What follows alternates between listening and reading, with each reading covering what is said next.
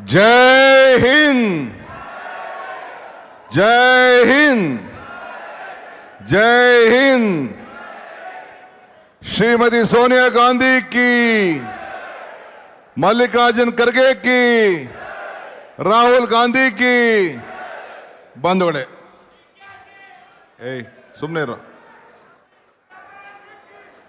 ಬಂಧುಗಳೇ, ತಾವೆಲ್ಲ ಕೂಡ ವೇದಿಕೆಯಲ್ಲಿ ನಮ್ಮ ಕಾಂಗ್ರೆಸ್ ಪಕ್ಷದ ಅಧ್ಯಕ್ಷರಾದಂಥ ಎಐಸಿಸಿ ಅಧ್ಯಕ್ಷರಾದಂಥ ಶ್ರೀ ಮಲ್ಲಿಕಾರ್ಜುನ್ ಖರ್ಗೆ ಸಾಹೇಬ್ರೆ, ನಮ್ಮ ಪಕ್ಷದ ಉಸ್ತುವಾರಿಯನ್ನು ವಹಿಸತಕ್ಕಂಥ ನಮ್ಮ ಪ್ರಧಾನ ಕಾರ್ಯದರ್ಶಿಗಳಂತ ಸುರ್ಜೇವಾಲಾ ಸಾಹೇಬ್ರೆ, ಮಾಜಿ ಮುಖ್ಯಮಂತ್ರಿಗಳಂತ ಸಿದ್ದರಾಮಯ್ಯ ಸಾಹೇಬ್ರೆ, ನಮ್ಮ ಹಿರಿಯರಂತ ಮಾಜಿ ಮುಖ್ಯಮಂತ್ರಿಗಳಂತ ವೀರಪ್ಪ ಮೊಯ್ಲಿ ಸಾಹೇಬ್ರೆ, ನೂತನವಾಗಿ ಈ ನನ್ನ ಹತ್ತಿರ ನಿಮ್ಮೆಲ್ಲರ ಆಶೀರ್ವಾದದಿಂದ ಒಬ್ಬ ಸೇವಾದಳ ಕಾರ್ಯಕರ್ತರಿಂದ ಹಿಡಿದು ವಿದ್ಯಾರ್ಥಿ ಘಟಕ, ಯುವ ಘಟಕ, ಮಹಿಳಾ, ಅಲ್ಪಸಂಖ್ಯಾತರು, ಶಾಸಕರು ಇದ್ರು, ಮಹಿಳೆಯರು ಇದ್ರು, ಲೈನಲ್ಲಿ ಇದ್ರು, ಬಾವುಟ ಕೊಡ್ಬೇಕಾರೆ ಎಲ್ಲ ಸೇರಿ ಬಂದಿದೆ. ನಿಮಗೆ ಎಲ್ಲ ವರ್ಗದ ನಮ್ಮ ಪಕ್ಷದ ಆಧಾರ ಸ್ತಂಭಗಳು ಸೇರಿ ಶಾಸಕರ ಜೊತೆಯಲ್ಲಿ, ಮಂತ್ರಿಗಳ ಜೊತೆಯಲ್ಲಿ ಏನು ನಮ್ಮ ಕಾಂಗ್ರೆಸ್ ಧ್ವಜವನ್ನ ಸಿದ್ದರಾಮಯ್ಯನವರಿಗೆ ತಲುಪಿಸಿ ಅವರಿಂದ ನನಗೆ ಬಂದು ನಾನು ನಿಮ್ಮೆಲ್ಲರೂ ಕೂಡ ಏನು ಸೋನಿಯಾ ಗಾಂಧಿಯವರು ನನಗೆ ಮಾರ್ಚ್ 10ನೇ ತಾರೀಕು 2020ರಂದು ಕಾಂಗ್ರೆಸ್ ಪಕ್ಷದ ಅಧ್ಯಕ್ಷರಾಗಿ ನೇಮಕ ಮಾಡಿ ಆವತ್ತು ದಿನ ಇಂಥ ದೊಡ್ಡ ಸಭೆಯನ್ನ ನನ್ನ ಕೈಲಿ ಮಾಡೋಕ್ಕಾಗಲಿಲ್ಲ. ಕಾರಣ ಬಿಜೆಪಿಯವರು ನನಗೆ ಅವಕಾಶವನ್ನು ಕೊಡಲಿಲ್ಲ. ಆದರೆ ಪ್ರತಿಯೊಂದು ಪಂಚಾಯಿತಿಯಲ್ಲೂ ಕೂಡ ಹೊಸ ಇತಿಹಾಸವನ್ನು ಸೃಷ್ಟಿ ಮಾಡಿ ಝೂಮ್ನಲ್ಲಿ 11,000ಕ್ಕೂ ಹೆಚ್ಚು ಕಡೆ ಆ ಝೂಮ್ ಮುಖಾಂತರ ಪ್ರತಿಜ್ಞಾನ ಸ್ವೀಕಾರ ಮಾಡಿ ಸಂವಿಧಾನವನ್ನು ಪಠಿಸಿ ಆವತ್ತು ನಾನು ದಿನೇಶ್ ಗುಂಡೂರಾವ್ ಹತ್ರ ಅಧಿಕಾರವನ್ನು ತೆಗೆದುಕೊಂಡೆ.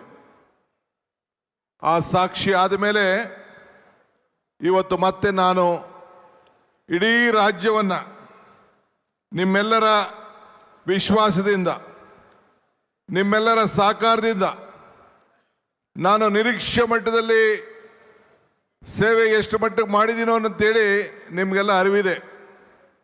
ಕೆಲವು ತಪ್ಪುಗಳು ಆಗಿರ್ಬೋದು, ಒಳ್ಳೆಯ ಕೆಲಸಗಳಾಗಿರ್ಬೋದು, ಆದರೆ ನಾನು ಶಕ್ತಿ ಮೀರಿ ನನ್ನ ಕಾರ್ಯಕರ್ತರಿಗೆ ಸೇವೆಯನ್ನು ಮಾಡಿದ್ದೇನೆ ಅಂತೇಳಿ ನನ್ನ ಆತ್ಮಕ್ಕೆ ನಾವು ವಿಶ್ವಾಸ ಇದೆ.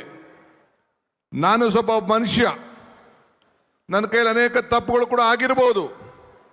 ನಮ್ಮ ಕಾರ್ಯಕರ್ತರ ಸೇವೆಯನ್ನು ಗುರುಸಿ ನನ್ನ ಕೈಲಾದಂಥ ರೀತಿಯಲ್ಲಿ ಪಕ್ಷದ ಸಂಘಟನೆಯನ್ನು ಮಾಡಿ ಇವತ್ತು ರೈತರ, ಕಾರ್ಮಿಕರ, ಯುವ ಪೀಳಿಗೆಗೆ ಮತ್ತು ವಿವಿಧ ರೀತಿಯಲ್ಲಿ ನಿಮ್ಮ ಕಾರ್ಯಕರ್ತರ ಒಬ್ಬ ಮನೆಯ ಮಗನಾಗಿ ನಾನು ಒಬ್ಬ ಕಾರ್ಯಕರ್ತನ ಅಂತೇಳಿ ಇವತ್ತು ನಿಮ್ಮೆಲ್ಲರೂ ಕೂಡ ನನ್ನ ಸಾಕ್ಷಾಂಗ ನಮಸ್ಕಾರಗಳನ್ನು ಅರ್ಪಿಸಿ ಇವತ್ತು BK ಹರಿಪ್ರಸಾದ್ ಒಬ್ಬ ಹಿರಿಯ ಕಾರ್ಯಕರ್ತನಿಗೆ ನನ್ನ ಅಧಿಕಾರವನ್ನು ಹಸ್ತಾಂತರವನ್ನು ನಾನು ಮಾಡಿದ್ದೇನೆ. ನಾನು ಆಗಾಗ ಒಂದು ಮಾತು ಹೇಳ್ತಾ ಇರ್ತೀನಿ, ಕಾಂಗ್ರೆಸ್ ಶಕ್ತಿ, ದೇಶದ ಶಕ್ತಿ. ಕಾಂಗ್ರೆಸ್ ಇತಿಹಾಸ, ಈ ದೇಶದ ಇತಿಹಾಸ. ಕಾಂಗ್ರೆಸ್ ಅಧಿಕಾರಕ್ಕೆ ಬಂದರೆ ಎಲ್ಲ ವರ್ಗದ ಜನರು ಅಧಿಕಾರಕ್ಕೆ ಬಂದಂಗೆ ಅಂತ ಹೇಳಿ ಇವತ್ತು ನಾವೆಲ್ಲ ವಿರೋಧ ಪಕ್ಷದಲ್ಲಿದ್ದಾಗ ಕೋವಿಡ್ ಸಂದರ್ಭದಲ್ಲಿ ಇವತ್ತು ನಾನು ಮತ್ತು ಸಿದ್ದರಾಮಯ್ಯನವ್ರನ್ನ ಅವತ್ತು ವಿರೋಧ ಪಕ್ಷದ ನಾಯಕರಾಗಿ ಮತ್ತೆ ಆಯ್ಕೆಯನ್ನು ಶ್ರೀಮತಿ ಸೋನಿಯಾ ಗಾಂಧಿಯವರು ಮಾಡಿದ್ರು.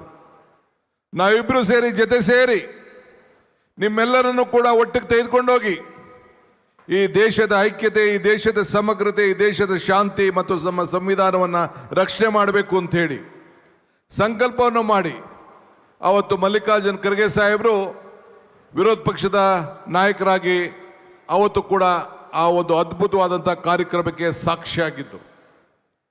ಶ್ರೀ ವೇಣುಗೋಪಾಲ್ ಅವರು ನಮ್ಮ ಪಕ್ಷದ ಪ್ರಧಾನ ಕಾರ್ಯದರ್ಶಿಯಾಗಿ ಅವತ್ತು ಕೂಡ ಸಾಕ್ಷಿಯಾಗಿದ್ದರು. ಫೋನಲ್ಲಿ ಶ್ರೀಮತಿ ಸೋನಿಯಾ ಗಾಂಧಿಯವರು, ರಾಹುಲ್ ಗಾಂಧಿಯವರು ಮತ್ತು ಪ್ರಿಯಾಂಕಾ ಗಾಂಧಿಯವರು ಕೂಡ ನನಗೆ ಸಂದೇಶವನ್ನು ಕೊಟ್ಟು ಆಶೀರ್ವಾದವನ್ನು ಮಾಡಿದ್ದನ್ನು ನಾವು ಮರೆಯಲಿಕ್ಕೆ ಸಾಧ್ಯ ಇಲ್ಲ. ಅಂಥ ಶುಭ ಗಳಿಗೆಯಲ್ಲಿ ಆ ಪ್ರತಿಜ್ಞೆಯನ್ನು ಸ್ವೀಕಾರ ಮಾಡಿ ಆವತ್ತು ಅಧಿಕಾರವನ್ನು ನಿಮ್ಮೆಲ್ಲರ ಸಮ್ಮುಖದಲ್ಲಿ ಪಡೆದೆ. ಕೋವಿಡ್ ಸಂದರ್ಭ ನಾವ್ಯಾರೂ ಮನೆಯಿಂದ ಹೊರಗಡೆ ಹೋಗ್ಲಿಕ್ಕಾಗಲಿಲ್ಲ.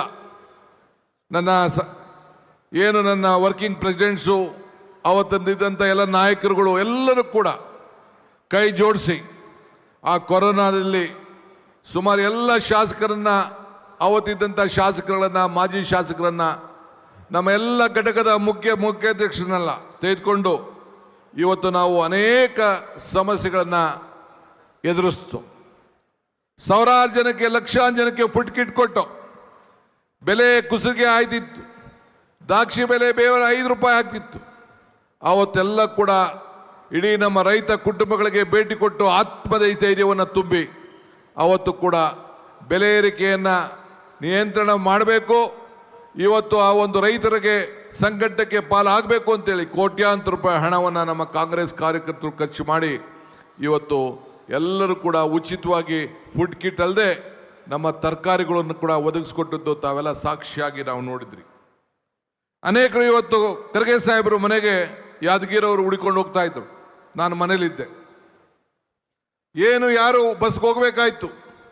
BJP ಸರ್ಕಾರ 700 ರೂಪಾಯಿ ಯಾದಗಿರಿಗೆ ಇದ್ದಂಥ ಬಸ್ ಚಾರ್ಜನ್ನು 3200 ರೂಪಾಯಿ ಕೊಡಬೇಕು, 3 ಕೊಡಬೇಕು ಅಂತೇಳಿ ಹೋಗಿ ಹೇಳ್ತಿದ್ರು. ಅವ್ರು ಬಂದು ನನ್ನನ್ನು ಭೇಟಿ ಮಾಡಿದ್ರು. ಅವತ್ತೊಬ್ಬ ನನ್ನ ಮಿತ್ರ ತಿಮ್ಮಯ್ಯ ನನ್ನ ಜೊತೆಲಿ ಕೂತಿದ್ದ. ನಾವೆಲ್ಲ ಸೇರಿ ಮಾತಾಡಿಕೊಂಡು ತಕ್ಷಣ ಸಿದ್ದರಾಮಯ್ಯನವ್ರ ಹತ್ರ ಮಾತಾಡಿದೆ. ಇನ್ನು ನನ್ನ ಅಧಿಕಾರದ ಹಸ್ತಾಂತರ ನನಗೆ ಅಫಿಷಿಯಲ್ ಆಗಿ ಆಗಿರಲಿಲ್ಲ. ದಿನೇಶ್ ಗುಂಡೂರಾಯರನ್ನ ಅವತ್ತು ಕರೆಸಿ ಅವ್ರಿಗೆ ಒಪ್ಪಿಗೆಯನ್ನು ಪಡ್ಕೊಂಡು ಅವ್ರ ಹತ್ರ ಚೆಕ್ಕಿಗೆ ಸಿಗ್ನೇಚರ್ ಮಾಡಿ 1 ಕೋಟಿ ರೂಪಾಯಿ ಹಣವನ್ನು KSRTCಗೆ ಕೊಟ್ಟು ಎಲ್ಲ ನಮ್ಮ ಕಾರ್ಮಿಕರು, ನಮ್ಮ ರೈತರು ವಾಪಸ್ ಅವ್ರ ಊರಿಗೆ ಹೋಗಬೇಕು ಅಂತೇಳಿ ತೆಗೆದುಕೊಂಡಂಥ ಒಂದು ತೀರ್ಮಾನ ಇಡೀ ದೇಶಕ್ಕೆ ಒಂದು ದೊಡ್ಡ ಸಂದೇಶವನ್ನು ಕಳಿಸುವಂಥ ಕೆಲಸವನ್ನು ಇವತ್ತು ನಾವು ಮಾಡಿದೋ. ಇಡೀ ದೇಶ ನಮ್ಮ ತೀರ್ಮಾನವನ್ನು ಒಪ್ತು.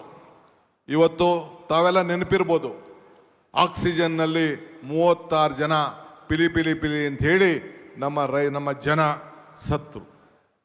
ನಾನು ಸಿದ್ದರಾಮಯ್ಯನವರು ಇಬ್ಬರು ಓದೋ, ಟ್ರಯಲ್ ಮಾಡ್ದೋ, ಪರಿಸ್ಥಿತಿಯನ್ನು ನೋಡ್ದೋ, ವಿಧಾನಸಭೆಯಲ್ಲಿ ಚರ್ಚೆ ಮಾಡ್ದೋ, ಇವತ್ತು ಆದಂಥ ಅನ್ಯಾಯಕ್ಕೆ ಕೊಟ್ಟನ್ನ ಮಾತು ಕೊಟ್ಟು ಅಲ್ಲಿ ಇವತ್ತು ಏನು ಅವತ್ತು ಜನ ಸತ್ತಿದ್ರು ಅವರೆಲ್ಲರೂ ಕೂಡ ಮುಂದಿನ ದಿನ ನಾವು ನ್ಯಾಯವನ್ನು ಒದಗಿಸ್ಕೊಡ್ತೇವೆ ಅಂತೇಳಿ ಮಾತು ಕೊಟ್ಟು ಇವತ್ತು ಶರಣ್ ಪ್ರಕಾಶ್ ಮಂತ್ರಿಗಳು ಇಲ್ಲೇ ಇದ್ದಾರೆ, ವೆಂಕಟೇಶ್ ಅವರು ಇಲ್ಲೇ ಇದ್ದಾರೆ. ಅವರ ಮುಖಂಡತ್ವದಲ್ಲಿ ಯಾರು ಅವತ್ತು ಸತ್ತಿದ್ದಾರೆ, ಏನು ಮಾತು ಕೊಟ್ಟಿದ್ದೋ ಆ 33 ಜನಕ್ಕೂ ಕೂಡ ಸರ್ಕಾರದ ಉಚಿತವಾದಂಥ ನೌಕರಿಯನ್ನು ಕೊಟ್ಟು ಇವತ್ತು ನಮ್ಮೆಲ್ಲರೂ ಕೂಡ ಒಂದು ಶಕ್ತಿ ಕೊಟ್ಟ ಮಾತನ್ನು ಇವತ್ತು ಉಳಿಸ್ಕೊಂಡಿದ್ದೇವೆ ಅಂತ ಹೇಳ್ಕೊಳ್ಳಿಕ್ಕೆ ನನಗೆ ಬಹಳ ಸಂತೋಷ ಆಗ್ತದೆ.